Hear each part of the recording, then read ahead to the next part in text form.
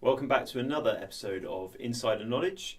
My name is James, and today I'm going to be talking about bonds and bond charges. Now, bonds can be called insurance bonds, investment bonds. Sometimes they're called custodians of the assets, and they're used offshore everywhere. Now, just to be clear, offshore bonds have been available in the UK for years as well, but nowadays less so, and I'll come on to that in a moment.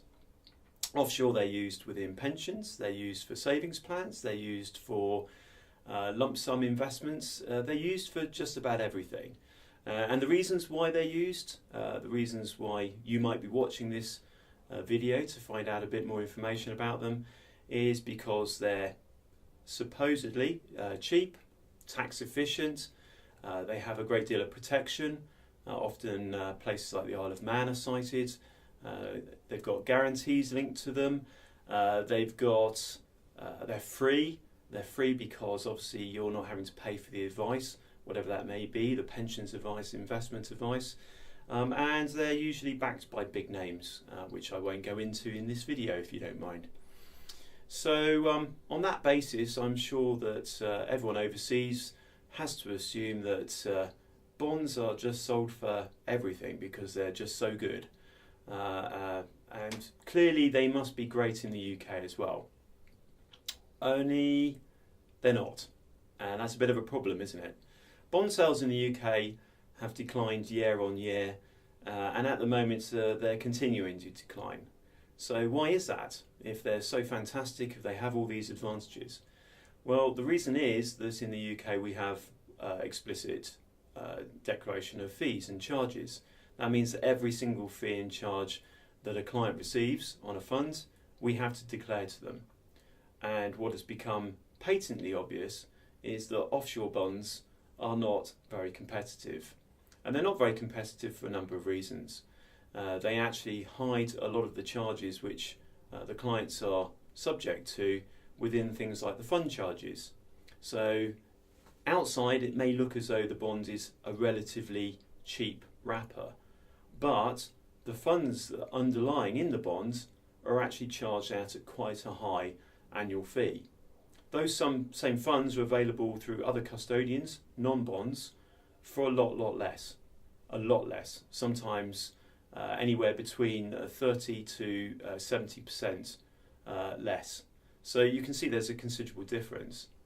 Now, you might say that's not going to make any difference. Well, that's not the only additional charge we're talking about here. Bonds are sold through advisors for free, since you don't have to pay for it.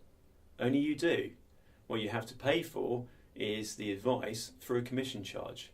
Now, again, in the UK, we have to declare any fees that we receive. Commission is now banned, and therefore all those charges have gone. Overseas, that's not the case. And typically you're going to find the commission charges are levied on any bond somewhere in the region of 1 to 1.5% per annum over a period varying between typically 7 years, sometimes 8 years, sometimes 10 years, and in extreme examples on the entire life of the bond. That means every single year you might be paying an additional 1% forever, just because you took out a bond. Now, do you have to use bonds for everything? Do you have to use them for pensions? Do you have to use them for investments? You'll be told they're very tax efficient. Sometimes you are going to have to use a bond. It doesn't mean you have to use the bond that's being put in front of you with the high commission though. So yes, bonds do have a place, especially with some tax planning. Should they always be used? Absolutely not. I'm absolutely clear that in many cases, I don't want to put a percentage on it, bonds are being missold. They're being sold to people simply because they generate between 7 and 8% commission. So the advisor selling the bond is generating a huge amount of money for themselves in the process of selling, they will say recommending or advising the bond. So is it possible to avoid these charges? Yes, you can have bonds without all of the commission charges, but they are still probably going to have the underlying fund charges that I mentioned earlier on. The way to get around it completely is to actually not have a bond. And it's not a necessity to always have a bond, because some countries don't even recommend, they don't even recognise rather than recommend, they don't even recognise the tax efficiency of bonds. So again, it's all about taking advice in the right place at the right time from the right people.